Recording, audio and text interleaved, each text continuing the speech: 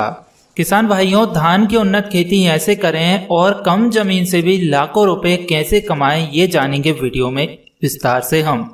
आज की वीडियो आपके लिए काफी हद तक बहुत ही महत्वपूर्ण होने जा रही है, क्योंकि यहाँ पर आप विस्तार से धान की खेती करने के बारे में सीख पाएंगे। यदि आप पहली बार हमारी वीडियो देख रहे हैं तो इस चैनल को सब्सक्राइब कीजिए, साथ में बेल आइकन को प्रेस कीजिए। और आपको खेती करने में किस तरह की परेशानी आ रही है, कृपया हमें कमेंट कीजिए, ताकि नेक्स्ट वीडियो में हम आपके सवालों के जवाब दे सकें। तो सबसे पहले बात करते हैं धान की खेती करने के लिए उपयुक्त जलवायु कैसी होना चाहिए। तो धान एक उष्ण तथा उपोष्ण जलवायु की फसल है और यह गर्म शीतोष्ण क्षेत्रों में काफी अच्छी तरीके से हो जाती है। धान और पानी का गहरा संबंध होने के कारण वर्षा ऋतु में सबसे अच्छी यह फसल होती है और अच्छा प्रोडक्शन भी दे देती है। बात करें भूमि कैसी होना चाहिए, तो धान की खेती के लिए भारी दोमट भूमि सर्वोत्तम पाई गई है। इसकी खेती हल्की अम्लीय मृदा से लेकर क्षारीय मिट्टी में आसानी से की जा सकती है, जिसका पीएच मान 4.5 से 8.0 तक होना चाहिए। धान के खेत की तैयारी शुष्क एवं आर्द्र प्रणाली द्वारा बोनी की विधि पर निर्भर करती है। शुष्क प्रणाली में खेत की तैयारी के लिए फसल के तुरंत बाद ही खेत को मिट्टी पलटने वाले हल से जोत लेते हैं। इसके बाद पानी बरसने पर जुताई करते हैं। इस प्रकार भूमि की भौतिक दशा ध्यान में रखते हुए गोबर की खाद और कंपोस्ट खाद, हरी खाद बुआई से पहले प्रारंभिक जुताई के समय खेत में अच्छी तरह मिला देते हैं, जिससे कि फसल जब हमारी बनती है तो काफी अच्छे से बनती है, उसमें रोग वायरस नहीं लगते और उसका प्रोडक्शन भी काफी अच्छे से बन जाता है। अब बात करें उन्नतशील किस्मों की, तो सबसे पहले बात करते हैं हम यहाँ पर अगैती किस्मों के बारे में। तो अगैती किस्मों के बारे में बात करें तो 110 से 115 दिन फसल की अवधि वाली किस्में इस प्रकार है, जैसे पूसा 2, पूसा 21, पूसा 33, 834, PNR 381, 162, नरेंद्र धान चावल 86, 97, गोविंद और साकेत 4 आदि प्रमुख अगैती किस्में हैं। अब यदि मध्यमी किस्मों के बारे में बात करें तो 120 से 125 दिन की समय की अवधि लेने वाली किस्में हैं ये। इनके नाम है पूसा 169, 205, 44, सरजू 52, पंत धान 10, 12 और IR 64 आदि प्रमुख किस्में हैं। और यदि लंबी अवधि की किस्मों की बात करें जो कि कम से कम 130 से 140 दिन का समय ले लेती है, तो इनमें प्रमुख किस्में हैं PR 106, मालवीय 36 और नरेंद्र 359, 359। ये प्रमुख किस्में हैं। अब हम कुछ संकर किस्में और बासमती किस्मों के बारे में बात कर लेते हैं। तो संकर किस्मों में आती है KRH2, PHV 71, Sahyadri, pro agro 62-1, arise 6444 और सुरुचि 5401। ये संकर किस्में हैं।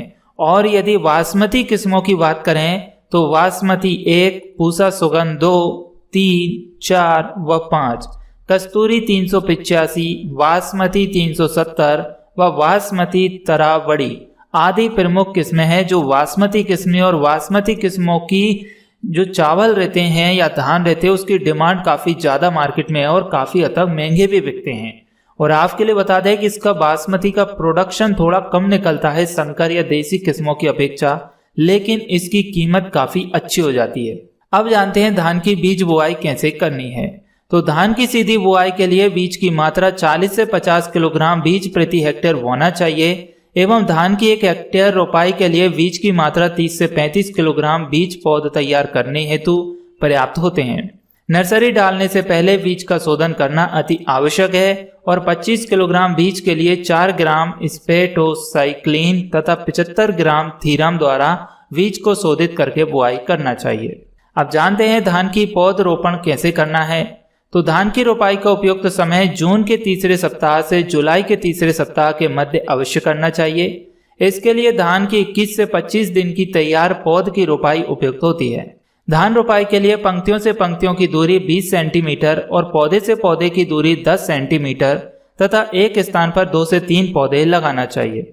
अब बात करें धान में पोषण प्रबंधन के बारे में, तो धान की अच्छी उपज के लिए खेत में आखिरी जुताई के समय 100 से 150 क्विंटल प्रति हेक्टेयर गोबर की सड़ी खाद खेत में मिलाते हैं और उर्वरक 120 किलोग्राम नत्रजन, 60 किलोग्राम फास्फोरस एवं 60 किलोग्राम पोटास तत्व के रूप में प्रयोग करते हैं। नत्रजन की आधी मात्रा फास्फोरस तथा पोटास की पूरी मात्रा खेत तैयार करते समय दे देते हैं तथा आधी मात्रा नत्रजन की ड्रॉप ड्रेसिंग के रूप में बाद में दे देते हैं। अब बात करें धान की खेती में जल प्रबंधन कैसे करें, तो धान की फसल को अन्य फसलों की अपेक्षा सबसे ज्यादा पानी की आवश्यकता होती है। धान की फसल को कुछ विशेष अवस्थाओं में पानी की जरूरत पड़ती है। रोपाई के बाद 1 सप्ताह तक पौधे के फुटाव के समय, वाली निकलते समय और दाना भरते समय खेत में पानी रहना अति आवश्यक है। अब बात करते हैं खरपतवार प्रबंधन कैसे करेंगे। तो धान में खरपतवार हटाने के लिए खुरपी या पेंडी वीडर का प्रयोग करते हैं और अब तो खेती किसानी में निंदाई गुड़ाई करने के लिए कई सारे स्मार्ट टूल्स आ चुके हैं निंदाई गुड़ाई करने के लिए, तो आप वो भी ले सकते हैं, जैसे छोटे छोटे खुरपी, कुदाल और छोटे ट्रैक्टर, मिनी ट्रैक्टर जिन्हें बोलते हैं, उनसे भी आप निंदाई गुड़ाई कर सकते हैं। और यदि आप ऑनलाइन खरीदना चाहते हैं तो आप हमें कमेंट कर सकते हैं, हम डायरेक्ट कंपनियों से संपर्क करवा के भी आपको ये सारे सामान प्रोवाइड करवा सकते हैं।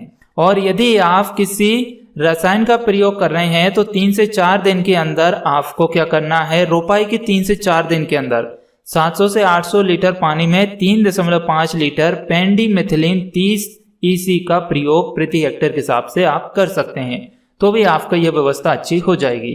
फिर इसमें यदि कोई रोग लगते हैं, कीट लगते हैं, तो आप क्या करेंगे, तो सबसे पहले कीट को समझ लेते हैं। यदि धान में कीट लगते हैं जैसे कि दीमक, पत्ती लपेटक कीट, गंधीबग या तनावेदक आदि तरह के कीट लग जाते हैं, तो आप क्या करेंगे, नीम से बनी कीटनाशक का प्रयोग करेंगे और बाद में क्यूनाल फास 25 EC 1.25 लीटर या क्लोरोफायरीफॉस 20 EC को 1.5 लीटर प्रति हेक्टेयर के हिसाब से छिड़काव कर सकते हैं।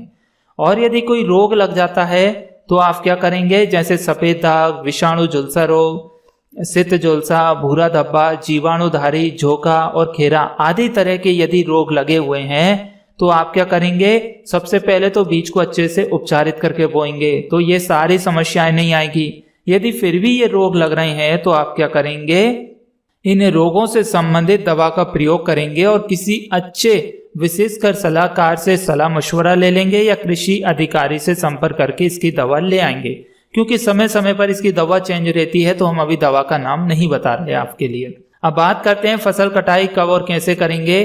तो जब खेत में 50% वालियां पकना शुरू हो जाए तब फसल से पानी निकाल देना चाहिए और 80 से 90% जब वालियों के दाने सुनहरे रंग के हो जाएं अथवा वाली निकलने के 30 से 35 दिन बाद कटाई करना चाहिए। इससे दानों को झड़ने से बचाया जा सकता है और अवांछित पौधों को कटाई के पहले ही खेत से निकाल देना चाहिए और कटाई के बाद तुरंत ही मड़ाई करके दाना निकाल लेना चाहिए। इसकी फसल 2 तरीके से होती है। यदि सिंचित अवस्था में कर रहे हैं तो आप आराम से 60-70 क्विंटल प्रति हेक्टेयर तक पैदावार ले सकते हैं और असिंचित अवस्था में कर रहे हैं तो फिर आपको इसमें 30 से 40 क्विंटल प्रति हेक्टेयर तक पैदावार मिल जाएगी। लेकिन इसमें उपरोक्त विधि सही होना चाहिए, बीजों का सही चुनाव करना चाहिए, आपको मौसम, हवा, पानी सभी तरीके से सबका सहयोग मिलता है तो ही आपका इतना प्रोडक्शन निकल पाएगा। अदरवाइज यदि बारिश कम हुई, कोई रोग लग गया, कोई कीट लग गया या फिर ओलावृष्टि से फसल नष्ट हो गई, ग्रोथ नहीं हो पाई, फुटान नहीं कर पाई, तो फिर प्रोडक्शन में गिरावट मिल जाती है। लेकिन प्रोसेस जो है वो हमने आपके लिए बता दी है। तो हमें उम्मीद है किसान भाइयों आपको वीडियो में दी गई जानकारी पसंद आई होगी। इस धान की खेती से संबंधित आपके जो भी डाउट हैं या किसी अन्य फसल से संबंधित आपके कोई सवाल हैं तो आप हमें कमेंट करके पूछ सकते हैं।